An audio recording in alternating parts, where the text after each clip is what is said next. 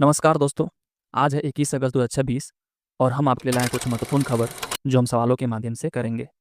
दोस्तों, आज पहला सवाल है, BRICS youth council meeting and youth summit 2026 का आयोजन कहाँ किया गया? तो इसका उत्तर हो जाएगा बी, गांधीनगर, गुजरात। अगर हम बात करें ब्रिक्स का दोस्तों, तो 2026 जो है ब्रिक्स का अध्यक्षता भारत संभाल रहा है और भारत के विभिन्न शहरों में इससे रिलेटेड बैठकें हो रही है। तो पहले समझना होगा कि आखिर ये ब्रिक्स है क्या। तो ब्रिक्स दुनिया की प्रमुख उभरती अर्थव्यवस्थाओं का एक समूह है। इसमें ब्राज़ील, रूस, इंडिया, चाइना ये शामिल था शुरुआत में, जिसको हम ब्रिक्स कहते थे। बाद में साउथ अफ्रीका इस समूह में जोड़ा और पूरा नाम हो गया ब्रिक्स।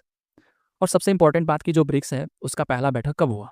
तो दोस्तों, पहला बैठक 2009 में रूस के येकेनबर्ग में आयोजित किया गया था और बाद में साउथ अफ्रीका इससे जुड़ा और इसका दायरा बढ़ गया। एक और सवाल, जो ब्रिक्स है उससे जुड़ी हुई एक बैंक है, उसका नाम क्या है? तो वो है न्यू डेवलपमेंट बैंक यानी कि एनडीबी, जिसका मुख्यालय शंघाई में है। अगला सवाल दोस्तों बहुत ही महत्वपूर्ण सवाल है। वो सवाल है, वर्ल्ड ह्यूमैनिटेरियन डे प्रत्येक वर्ष किस तारीख को मनाया जाता है? तो इसका उत्तर हो जाएगा 19 अगस्त। अगर हम बात करें दोस्तों वर्ल्ड ह्यूमैनिटेरियन वर्ल्ड डे, तो ये इतना इंपॉर्टेंट क्यों है और आखिर 19 अगस्त को ये दिवस क्यों मनाया जाता है? तो इसके पीछे जो महत्वपूर्ण घटना है, जैसे 19 अगस्त को 2003 को इराक में घटना हुआ था यूनाइटेड नेशन के मुख्यालय पर, और वहाँ पर जो यूएन प्रतिनिधि थे, खास करके सर्गियो मेले, उनके सहित कई लोगों की जान चला गया था। और इसी स्मृति को देखते हुए दोस्तों, याद में, जो दुनिया भर के जो ह्यूमैनिटेरियन वर्क करने वाले लोग हैं उसके सम्मान में ये दिवस को मनाया जाता है। अगर हम बात करें तो यूनाइटेड नेशन जनरल असेंबली ने 2008 में इसको आधिकारिक रूप से मान्यता भी दिया था और फिर 2009 से ये वर्ल्ड ह्यूमैनिटेरियन डे शुरू हो गया। अगर हम बात करें ये ह्यूमैनिटेरियन असिस्टेंस, तो ह्यूमैनिटेरियन असिस्टेंस का मतलब होता है जब युद्ध, भूकंप या किसी दूसरे आपदा के कारण लोगों को भोजन, पानी, शेल्टर या मेडिकल असिस्टेंस की जरूरत होती है, तो ऐसी सहायता को ब्रॉडली ह्यूमैनिटेरियन असिस्टेंस कहा जाता है। और ऐसी जो सहायता है इसको जो कोऑर्डिनेट करने वाली एक संस्था है जिसका नाम है OHA। अगर इसका पूरा नाम देखें तो United nation office for coordination of humanitarian affair. इसका काम ही होता है जो ह्यूमैनिटेरियन इमरजेंसी के दौरान जो अलग अलग एजेंसी है उसके बीच कोऑर्डिनेशन करना। ठीक है, तो इस तरह से देखा जाए तो ये आपके लिए सवाल बहुत ही महत्वपूर्ण है, इसको आप स्टार मार्क कर लो। अगला सवाल है दोस्तों बहुत ही महत्वपूर्ण सवाल है PMIS इंडस्ट्री अवार्ड 2026 में ओवरऑल चैंपियन का खिताब किस कंपनी ने जीता? तो इसका उत्तर हो जाएगा महिंद्रा एंड महिंद्रा बी। अगर हम बात करें दोस्तों तो जो महिंद्रा एंड महिंद्रा है उसको PMIS इंडस्ट्री अवार्ड 2026 में ओवरऑल चैंपियन का खिताब मिला है। अगर हम बात करें इसका पूरा नाम PMIS का, तो ये प्राइम मिनिस्टर इंटर्नशिप स्कीम है। यह योजना युवाओं को कंपनी के साथ जो प्रैक्टिकल वर्क एक्सपीरियंस है यानी कि इंटर्नशिप एक्सप्लोजर है उसको उपलब्ध कराने से संबंधित है। और सबसे इंपॉर्टेंट बात कि दोस्तों ये जो योजना है वो किस मिनिस्ट्री के अंतर्गत आता है? तो ये आता है मिनिस्ट्री ऑफ कॉर्पोरेट अफेयर, जिसको शॉर्ट में हम MC कहते हैं। अब सवाल है कि ये जो महिंद्रा है तो ये महिंद्रा कंपनी क्या है? तो ये महिंद्रा कंपनी एक्चुअली ये ऑटोमोबाइल कंपनी है और साथ ही साथ ये फार्म इक्विपमेंट के सेक्टर में भी बहुत बड़ा नाम है। अगर हम बात करें महिंद्रा का, तो महिंद्रा का हेडक्वार्टर दोस्तों मुंबई में है, महाराष्ट्र। और अगर हम बात करें ये जो ऑटोमोबाइल्स है, ये जो आप देख रहे हैं, इसमें सबसे बड़े भारत की कंपनी में से एक अगर हम बात करें तो वो महिंद्रा है। ठीक है, अगला सवाल है बहुत महत्वपूर्ण सवाल है, वह है ग्रामीण विद्यार्थियों के लिए घोषित विद्या शक्ति सहायता योजना किस राज्य से संबंधित है? तो इसका उत्तर हो जाएगा C, कर्नाटक। तो जो कर्नाटक के चीफ मिनिस्टर हैं DK शिवकुमार, उन्होंने विद्या शक्ति सहायता योजना की घोषणा की है, इसलिए आपका इसका उत्तर हो जाएगा C, कर्नाटक। अगर हम बात करें दोस्तों कर्नाटक की, अगर हम बात करें तो कर्नाटक जो है वो भारत की बहुत ही महत्वपूर्ण राज्य है। यहाँ पर एक शहर है बेंगलुरु, जिसका राजधानी भी है, और बेंगलुरु जो कि भारत का सिलिकॉन वैली भी बोला जाता है, इंफॉर्मेशन टेक्नोलॉजी हब है यहाँ पर। अगर हम बात करें कर्नाटक का, तो कर्नाटक का संबंध दोस्तों स्टेट रीऑर्गेनाइजेशन के बाद जो है 1956 में बने मैसूर स्टेट से है, क्योंकि 1973 में ये मैसूर स्टेट था, बाद में इसको नाम बदल करके कर्नाटका कर दिया गया था। अगर हम कर्नाटका की बात करें तो कर्नाटका का जो प्रमुख भाषा वो कन्नड़ है ना। और अगर हम बात करें ज्योग्राफी पॉइंट ऑफ व्यू से तो यहाँ पर कावेरी, कृष्णा और तुंगभद्रा जैसा प्रमुख नदी जो वो बहती है। एक और यहाँ पर प्रसिद्ध है जिसको हम बोलते हैं जॉग फॉल्स, वो यहाँ कर्नाटक में ही मौजूद है, जो आपको बचपन में ही पढ़ाया जाता है। ठीक है, तो इस तरह से देखा जाए तो कर्नाटका से रिलेटेड सवाल है वो आपको पूछ सकता है, इसको आप स्टार मार्क कर लो। अगला सवाल देखते हैं दोस्तों, बहुत ही महत्वपूर्ण सवाल है, महिलाओं को डिजिटल एम्पावरमेंट को बढ़ावा देने के लिए यशोदा AI का पहल शुरू की गई है, तो वो कहाँ पर शुरू किया गया दोस्तों? ये बहुत ही महत्वपूर्ण सवाल है, आप इसको याद रखना। ठीक है, जो आर्टिफिशियल इंटेलिजेंस ह्यूमन एम्पावरमेंट है ये उसको जोड़ने का काम करती है। और ये जो दोस्तों शुरू हुआ है ये आपका जालंधर B आंसर हो जाएगा। जालंधर जो कि पंजाब में एक शहर है, वहाँ से इसको शुरू किया गया है। अगर हम बात करें दोस्तों नेशनल कमीशन फॉर वुमेन, जो जालंधर पंजाब में यशोदा AI इनिशिएटिव लॉन्च किया गया है, इसका उद्देश्य क्या है? तो महिलाओं को डिजिटल एम्पावरमेंट को बढ़ावा देना। अब ये दोस्तों देखा जाए तो ये एक बहुत ही इंपॉर्टेंट हो जाता है, क्योंकि जो महिलाएं हैं उससे रिलेटेड बहुत सारे स्कीम आ रहे हैं और उसी में से एक ये भी है, तो इसलिए एग्जाम पॉइंट ऑफ व्यू से देखा जाए तो ये आपका इंपॉर्टेंट भी हो जाता है। अगर हम बात करें नेशनल कमीशन फॉर वुमेन, तो ये बहुत ही एक इंपॉर्टेंट संस्था है जिसको शॉर्ट में NCW बोलते हैं। ध्यान रखिए, NCW कोई कॉन्स्टिट्यूशनल बॉडी तो नहीं है, लेकिन ये एक स्टैच्यूटरी बॉडी यानी कि संवैधानिक निकाय है, संविधानिक निकाय है। और इसका स्थापना 1992 में हुआ था। इसका आधार था national commission for women act 1990। ठीक है, जो NCW इसका हेडक्वार्टर है नई दिल्ली में है, और अभी जो बैठक हुआ है वो जालंधर पंजाब में हुआ है। और पंजाब की राजधानी कहाँ पर है? चंडीगढ़। तो आपको पता होगा पंजाब और हरियाणा दोनों की संयुक्त राजधानी जो है चंडीगढ़ है, और चंडीगढ़ एक खुद का यूनियन टेरिटरी भी है, तो इसलिए भी ये इंपॉर्टेंट हो जाता है, इसको आप स्टार मार्क कर लो। अगला सवाल है, बहुत ही महत्वपूर्ण सवाल है दोस्तों। अगर हम बात करें एशियन जूनियर जो ब्लिट्ज चेस चैंपियनशिप में स्वर्ण पदक जीतने वाले पहले जो भारतीय खिलाड़ी कौन है? तो Asian junior blitz chess champion में स्वर्ण पदक जीतने वाले भारतीय खिलाड़ी कौन है? तो दोस्तों इसका उत्तर हो जाएगा दिग्नेश वर्मुन्ना। यानी कि अगर आप बात करें तो यहाँ पर दोस्तों अभी भारत में जो है 2 प्लेयर हैं, एक विघ्नेश वर्मुला और एक सन्या देवी। तो जो ये अभी हुआ है, भारत में ही आयोजन किया गया था इसका। तो यहाँ पर इन्होंने अभी जो ब्लिट्ज चेस चैंपियनशिप जूनियर है वो अवार्ड जीता है। तो ऑप्शन हो जाएगा आपका बी, विघ्नेश वर्मुन्ना और सनानिया देवी। अगर हम बात करें दोस्तों, तो ये जो चेस है वो ब्लिट्ज का एक फास्ट टाइम कंट्रोल फॉर्मेट होता है, यानी कि खिलाड़ियों को अपने चालें चलने के लिए कंपैरेटिवली बहुत कम समय मिलता है। अगर आप चेस की बात कर रहे हैं तो अगर आपको पता होगा जो चेस है उसका एक इंटरनेशनल बॉडी है जो इसको पूरा कंट्रोल करता है, जिसको हम बोलते हैं FIDE, FIDE। और FIDE का मतलब होता है इंटरनेशनल चेस फेडरेशन, जिसका स्थापना 1924 में हुआ था। और इसका मोटो ही था जेन्स उना सुमुस, जिसको हम ब्रॉडली बोलते हैं यू आर वन फैमिली। ठीक है, अब भारत में अगर हम चेस हिस्ट्री की बात करें तो भारत में एक व्यक्ति जो सबको किसी को पता होता है, ये इंपॉर्टेंट व्यक्ति है, विश्वनाथ आनंद। तो जो विश्वनाथन आनंद है ये भारत के पहले चेस जो है वो ग्रैंड मास्टर बने, है ना, और ये वर्ल्ड चेस चैंपियन भी बने, है ना। तो सवाल इससे पूछा जा सकता है। दोस्तों अगर बात करें जो चेस बोर्ड होता है उसमें कितने स्क्वायर होते हैं, सवाल ऐसा आ सकता है, ये लॉजिकल सवाल है कि कितने उसमें स्क्वायर होते हैं। तो 64 जो है उसमें स्क्वायर होते हैं। कितने होते हैं? 64 स्क्वायर होते हैं, 64 जो खाने होते हैं। और गेम शुरू होते हैं एक खिलाड़ी के पास कुल टोटल जो है वो 16 मोहरे होते हैं, 16 पीस होते हैं। तो इस सब चीज़ को आपको याद रखना होगा। ठीक है दोस्तों, अगला सवाल देखते हैं, बहुत ही महत्वपूर्ण सवाल है। भारतीय मूल की किस वैज्ञानिक ने ब्लैक होल तारे यानी कि मॉम BH1 की खोज की है?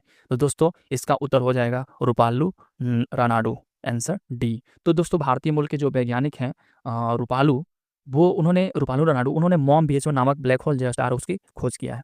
अब ब्लैक होल सुनते ही आपको दिमाग में चलता होगा कि आखिर है क्या। तो अगर हम बात करें ब्लैक होल स्पेस एक ऐसा रीजन होता है जहाँ ग्रेविटी इतनी अधिक होती है कि एक निश्चित सीमा के अंदर जो है वो लाइट भी बाहर नहीं निकल पाती है।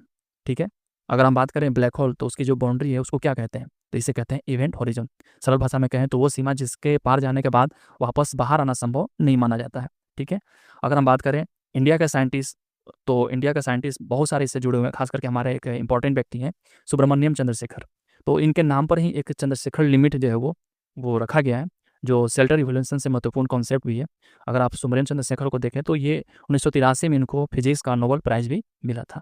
ठीक है, और ये मिल्की वे गैलेक्सी के सेंटर में मौजूद जो होता है ये ब्लैक होल होता है। ठीक है ना, इसको हम सैगिटेरियस एस के नाम से भी इसको जानते हैं। ठीक है, क्या नाम से जानते हैं? जो हमारी आकाशगंगा के केंद्र में स्थित होता है उसको क्या बोलते हैं? सुपर मैसिव ब्लैक होल, उसको हम सैगिटेरियस ए कहते हैं। ठीक है, तो और अगर बात करें ब्लैक होल की जो प्रसिद्ध जो सबसे जो ज़्यादा बेहतर जो पूरे वर्ल्ड में है, एक इमेज है जो 2019 में आया था। ठीक है, उसका नाम था इवेंट हॉरिजन टेलीस्कोप के द्वारा कोलैबोरेशन से आया था। ठीक है, शैडो इमेज आया था, नाम नहीं आ रहा है। तो ये इंपॉर्टेंट है, आप इसको स्टार मार्क कर लेना। अगर आपको नाम पता है तो कमेंट बॉक्स में जरूर बताना। चलिए दोस्तों अगला सवाल देखते हैं, बहुत ही महत्वपूर्ण सवाल है। पूर्व उपराष्ट्रपति वेंकैया नायडू ने हाल ही में जारी जीवन शीर्षक क्या है? जो पूर्व उपराष्ट्रपति हैं वेंकैया नायडू की हाल ही में जारी जीवनी का शीर्षक क्या है? उन्होंने एक पुस्तक जारी किया है हिंदी वर्जन में नई दिल्ली में। तो उनका एक पुस्तक आया है जिसका जो अगर हम बात करें शीर्षक क्या है, तो जनप्रिय नेता, है ना, जनप्रिय नेता वेंकैया नायडू, है ना। तो ऑप्शन सी इसका आंसर हो जाएगा। अगर हम बात करें बायोग्राफी का, तो ये भारत के उपराष्ट्रपति रहे हैं और उनके बारे में अपने बारे में सारे चीज़ में उन्होंने, क्योंकि वो 2017 से 2022 तक भारत के जो है उपराष्ट्रपति रहे थे, तो सारा चीज़ आपको इसमें मिल जाएगा। अगर हम बात करें दोस्तों उपराष्ट्रपति की पद की बात करें तो आर्टिकल 63 यानी अनुच्छेद 63 में आपको इसका जो है उल्लेख मिलता है, और ये भारत के लिए बहुत ही महत्वपूर्ण पद भी होता है। ठीक है, अगर हम बात करें तो ये राज्यसभा के जो पदेन सभापति भी होते हैं, और ये आर्टिकल 64 से संबंधित है।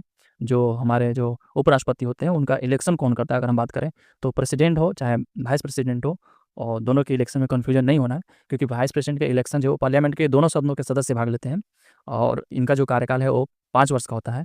और भारत के पहले अगर हम बात करें वाइस प्रेसिडेंट का, तो दोस्तों ये डॉक्टर सर्वपल्ली राधाकृष्णन थे, और अगर हम वाइस प्रेसिडेंट को अगर रिजाइन देखें कि रिजाइन कैसे देगा, किसको देगा, तो ये प्रेसिडेंट ऑफ इंडिया को रिजाइन देते हैं। ठीक है, तो ये हो गया मोटा मोटी आपको भारत के जो उपराष्ट्रपति हैं यानी राष्ट्रपति पद है उससे रिलेटेड न्यूज़। ठीक है, अगर हम बात करें दोस्तों अगला सवाल, तो भारत ने तीस्ता जो बैरेज प्रोजेक्ट की समीक्षा के लिए गठित समिति की अध्यक्षता किसे सौंपी है? ये बहुत ही महत्वपूर्ण है, तीस्ता बैरेज प्रोजेक्ट है ना। तो भारत ने जो तीस्ता बैरेज प्रोजेक्ट की समीक्षा के लिए जो है एक कमेटी बनाई है, उसकी जो अध्यक्षता कर रहे हैं वो कर रहे हैं अनुपम प्रसाद, ऑप्शन बी हो जाएगा आंसर।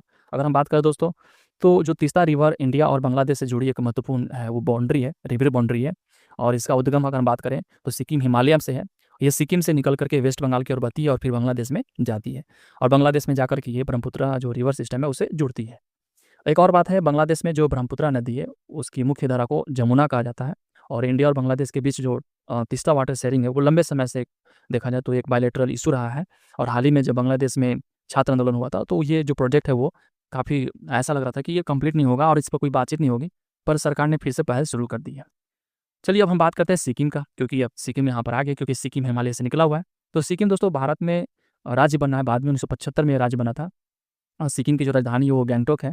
अगर आप मैप को देखेंगे तो एक-एक चीज़ को आपको समझ में आ जाएगा कि सिक्किम जो है वो उसका जो लोकेशन वो कितना इंपॉर्टेंट है।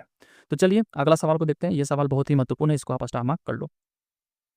अगला सवाल है, डाक विभाग द्वारा जारी डाक टिकट में प्रदर्शित मेडक फोर्ट किस राज्य में स्थित है? तो मेडक फोर्ट जो है वो डाक टिकट जारी किया गया वो किस राज्य में स्थित है? तो उसका उत्तर हो जाएगा सी, तेलंगाना। ठीक है, तो डिपार्टमेंट ऑफ पोस्ट ने मेडक फोर्ट को प्रदर्शित करते हुए एक पोस्टर कवर जो है वो जारी किया है, और ये दोस्तों लोकेशन जो दिया गया है वो मेडक फोर्ट का वो तेलंगाना का है। अगर हम बात करें तेलंगाना का, तो ये 2 जून 2014 को इसका गठन हुआ था। आंध्र प्रदेश से अलग होने के बाद, आंध्र प्रदेश के पुनर्गठन के बाद इसको बनाया गया था। ये भारत का 29वां राज्य बना है। इसका राजधानी हैदराबाद है। ज्योग्राफी पॉइंट से देखा है तो यहाँ पर गोदावरी और कृष्णा दो जो बहुत महत्वपूर्ण नदी हैं, हिस्टोरिकल नदी हैं, वो यहाँ पर बहता है। अगर हम बात करें तो हैदराबाद में ही चार मीनार भी है ना। तो अगर आप जाते हैं हैदराबाद में तो ये सारी चीज़ आपको देखने को मिलता है। अब यहाँ पर एक सवाल है कि जो ये डिपार्टमेंट ऑफ पोस्ट है वो ये किस डिपार्टमेंट के अंतर्गत आता है? तो ये department of post ministry of communication के अंतर्गत आता है, और भारत में पहला जो ऑल इंडिया पोस्टेज स्टैंप है वो 1854 में शुरू हुआ था, ये भी आपको याद रखना होगा। इससे पहले 1852 में जो सिंध डॉक है उसमें सिंध क्षेत्र में इसको इस्तेमाल किया गया था, फिर 1854 में भारत में इस्तेमाल किया गया था। ठीक है, तो ऑल इंडिया स्टैम्प पोस्ट का स्थापना कब किया गया था? 1854 में। ठीक है, तो ये आपके लिए बहुत ही महत्वपूर्ण है, आपको इसको याद रखना होगा। अगर हम बात करें दोस्तों अगला सवाल जो बहुत ही महत्वपूर्ण सवाल है, वो है 16 वर्ष की आयु में दुनिया के सबसे कम उम्र के चार्टर्ड अकाउंटेंट बनने का जो गिनीज वर्ल्ड रिकॉर्ड है वो किसने बनाया है? तो ये इसका आंसर हो जाएगा दोस्तों 16 वर्षीय लक्ष्यनंदन मेयप्पन। आंसर हो जाएगा बी, लक्ष्यनंदन मेयप्पन 16 वर्ष का एक लड़का, और जो कि पूरे वर्ल्ड में रिकॉर्ड बनाया इन्होंने। अगर भारत में चार्टर्ड अकाउंटेंट की अगर बात करें तो ये भारत का एक स्टेचुरी बॉडी है जिसका पूरा नाम होता है institute of chartered accountant of India, जिसकी स्थापना 1949 में हुई थी। और ये कौन से एक्ट के तहत हुई थी? तो चार्टर्ड अकाउंटेंट एक्ट 1949। इसलिए आईसीयू को हम एक संवैधानिक निकाय भी कहते हैं। इसका हेडक्वार्टर न्यू दिल्ली में है, और ये भारत में जितने सारे जो ऑडिट हैं, जो प्राइवेट ऑडिट हैं, उसका ये देखरेख करता है। मिनिस्ट्री ऑफ कॉर्पोरेट अफेयर्स से जोड़कर अगर देखा जाए तो ये मिनिस्ट्री ऑफ कॉर्पोरेट अफेयर्स के अंतर्गत भी काम करता है, ये उसके एक भाग भी है। ठीक है, तो इस तरह से आपके लिए इंपॉर्टेंट है, आप इसको एक बार जरूर रिवाइज कर लेना, स्टार मार्क कर लो।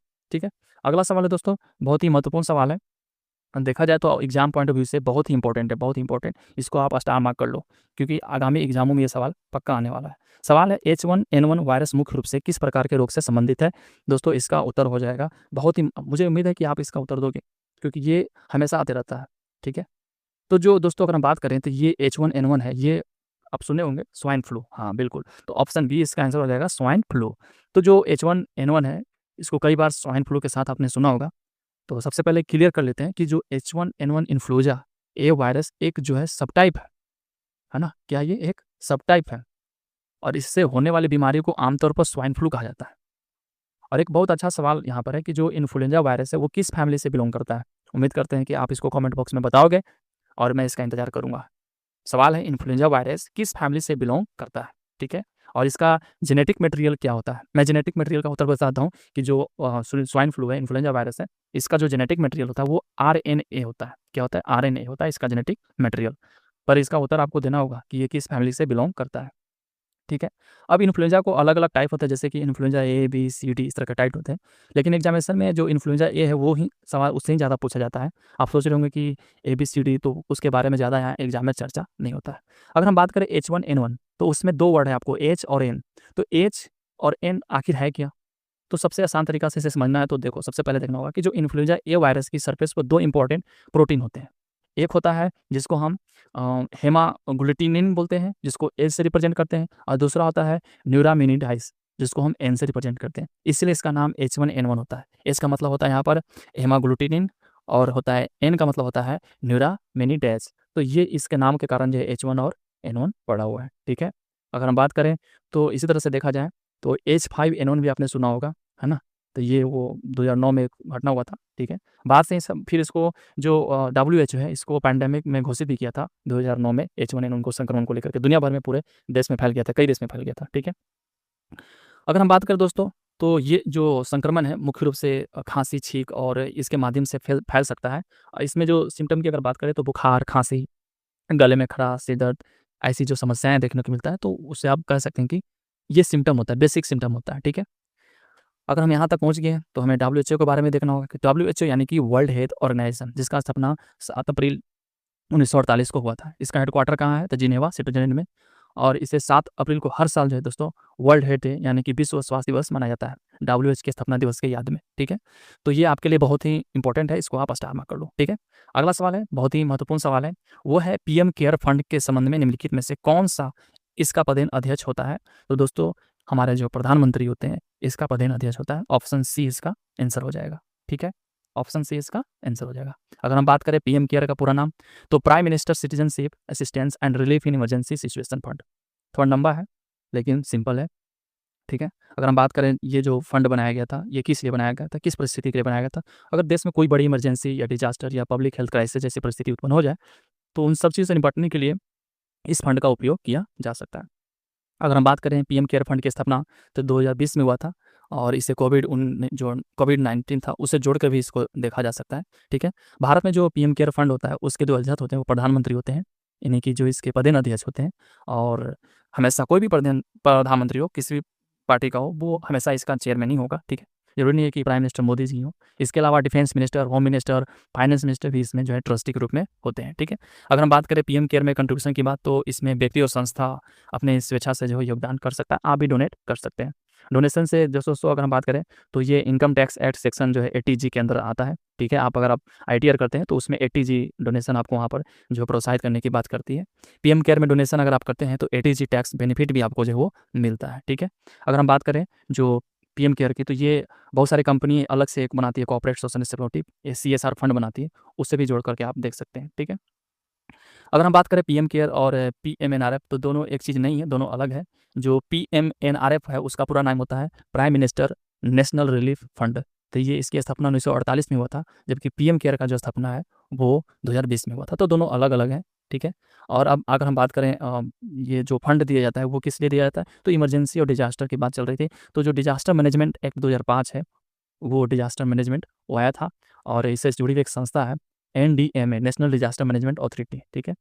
और अगर हम बात करें जो एनडीए में है, इसका जो चेयरमैन होता है, बहुत ही इंटरेस्टिंग बात है कि जो जो पीएम केयर का जो चेयरमैन होता है, जो पदेन अध्यक्ष होते हैं, वो प्रधानमंत्री होते हैं। उसी तरह से जो एनडीए में है, उसका जो चेयरमैन होता है, वो भी भारत के प्रधानमंत्री होता है। तो ये 2 फैक्ट आपको याद रखना होगा कि जो पीएम केयर जो चेयरमैन होता है, वो प्राइम मिनिस्टर ही होते हैं, और एनडीए में यानी कि नेशनल डिजास्टर मैनेजमेंट अथॉरिटी, इसका जो चेयरमैन होते हैं, वो भी प्रधानमंत्री होते हैं, ठीक है। बहुत ही इंपॉर्टेंट है, इसको आप स्टार मार्क कर लो। अगला सवाल है दोस्तों, बहुत ही महत्वपूर्ण सवाल है, वो है संयुक्त राष्ट्र के सस्टेनेबल डेवलपमेंट गोल एसडीजी में जीरो हंगर किस लक्ष्य से संबंधित है? तो दोस्तों ये बहुत ही महत्वपूर्ण है, और अगर आप एसडीजी के बारे में पढ़ रहे होंगे, ठीक है, तो जीरो हंगर उसमें आपको आया होगा, वो है एसडीजी 2। तो एसडीजी 2 यानी कि ऑप्शन बी इसका आंसर हो जाएगा, ठीक है। सबसे पहले आपको जो फूड सिस्टम है उसको समझना होगा, ठीक ना। तो फूड सिस्टम का मतलब होता है कि सिर्फ इतना नहीं कि किसान ने खेत में अनाज पैदा कर दिया और खेत में जो दोस्तों वो फूड प्रोडक्शन हो गया, भोजन उत्पादन हो गया, तो उससे नहीं है। इसमें आपका production, processing, transportation, distribution, consumption, है ना, और फूड वेस्ट मैनेजमेंट, ये सारे जो एक्टिविटी हैं इसमें शामिल हैं। यानी कि खेत से लेकर के हमारे थाली तक की जो पूरी व्यवस्था होता है, अगर आप ब्रॉडली देखा जाए तो उसको हम बोलते हैं ये फूड सिस्टम, ठीक है। अब सवाल एक आता है यहाँ पर कि जो सस्टेनेबल फूड सिस्टम है वो कैसा होना चाहिए? तो दोस्तों ऐसा फूड सिस्टम हो जो लोगों को पर्याप्त सुरक्षित पौष्टिक भोजन उपलब्ध कराए, साथ ही जो हमारा पर्यावरण है उस पर अनावश्यक दबाव नहीं पड़े। और इसी को लेकर के जो यूनाइटेड नेशन ने सस्टेनेबल डेवलपमेंट गोल यानी कि एसडीजी ऐड किया है, और एसडीजी का लक्ष्य है जीरो हंगर, एसडीजी 2 खास करके। अगर एग्जामिनेशन में पूछे कि जो जीरो हंगर है वो कौन सा एडीजी है, तो कन्फ्यूजन करके आंसर नहीं दे देना है, आपको आंसर देना है DG2। ठीक है। अगर उद्देश्य की बात करें तो भूख को समाप्त करना है, फूड सिक्योरिटी में सुधार करना है, बेहतर न्यूट्रिशन को बढ़ावा देना है, सस्टेनेबल एग्रीकल्चर को सपोर्ट करना है। ठीक है, तो ये सारी चीज़ आपको याद रखना होगा। अगर हम SDG की बात करें दोस्तों, तो कुल टोटल 17 जो है सस्टेनेबल डेवलपमेंट गोल जो है वो घोषित किए गए हैं यूनाइटेड नेशन के द्वारा 2015 में, और 2030 तक एजेंडा है कि इसको प्राप्त कर लेना है, इसको कंप्लीट कर लेना है। ठीक है, और बाद में इसको अपनाया गया था, 2015 में अपनाया गया था, और टारगेट कहाँ है, 2030 का टारगेट रखा गया है। कितने गोल हैं, 17 गोल हैं। अब हम बात करते हैं फूड और एग्रीकल्चर की। ठीक है, तो अगर हम फूड और एग्रीकल्चर की बात करें, तो जो फूड से जुड़ी हुई एक संस्था है जिसको हम बोलते हैं AFO, food and agriculture organisation of United Nation. इसमें क्या होता है कि जो फूड और एग्रीकल्चर से जुड़े विषय हैं वो इस पर काम करती है। ये यहाँ संस्था जो है देख-रेख करती है। AFO की जो स्थापना दोस्तों 1945 में हुआ था। इसका हेडक्वार्टर की बात करें तो रोम, इटली में है। और भारत की कॉन्टेक्स्ट में देखा जाए तो भारत में भी एक एक्ट आया फूड को लेकर के, नेशनल फूड सिक्योरिटी एक्ट 2013 में आया था, और बहुत ही इंपॉर्टेंट है ये, तो इसको आपको याद रखना होगा। ठीक है, तो बहुत महत्वपूर्ण है ये, आपको इसको स्टॉक कर लेना चाहिए, ये सवाल बन सकता है। ठीक है, अगला सवाल है, बहुत ही महत्वपूर्ण सवाल है, VVG राम जी, यानी कि जो ग्रामीण रोजगार से संबंधित है, तो VVG राम जी मुख्य रूप से निम्नलिखित में से किस क्षेत्र से संबंधित है? तो आंसर ही हो गया ग्रामीण रोजगार, ऑप्शन ए है। ठीक है, तो बहुत ही महत्वपूर्ण है, याद रखना होगा आपको, है ना। अगर हम बात करें जो VVG है, VVG राम जी, यानी कि जो पहले मनरेगा था, Mahatma Gandhi national rural employment guarantee scheme, उसके जगह पे इसको लाया गया है, इसको अमेंडमेंट करके। ठीक है, अगर मनरेगा की बात करें तो मनरेगा क्योंकि हट गया, तो Mahatma Gandhi national rural employment guarantee act, जिसको 2005 में लाया गया था। ठीक है, तो अब भी क्योंकि अब मनरेगा हट गया है, अब आ गया है VVG राम जी, तो इसको आपको पढ़ना पड़ेगा। ठीक है, ये किसके अंतर्गत आता है, तो मिनिस्ट्री ऑफ रूरल डेवलपमेंट, यानी कि ग्रामीण विकास मंत्रालय के अंतर्गत आता है। ठीक है, ये जो ग्राम स्तर पर, जो पंचायत स्तर पर जो है लोग है उसको काम को देखता है। ठीक है, वहाँ पर जितने सारे जो जॉब हैं, जो गरीब लोग हैं उनको यहाँ पर प्रोवाइड कराया जाएगा। ठीक है, और हमने आपको VVG राम जी के बारे में पहले बता दिया इसके बारे में, तो क्योंकि ये करंट अफेयर्स का पार्ट है तो इसको हमने पहले ही पढ़ा चुका है। ठीक है, तो उम्मीद करते हैं कि आपको ये जो दोस्तों लेक्चर जो वो पसंद आया होगा। अगर आपको पसंद आए तो कमेंट्स ज़रूर करें और बताएं, और साथ ही साथ लाइक और सब्सक्राइब ज़रूर करें। धन्यवाद।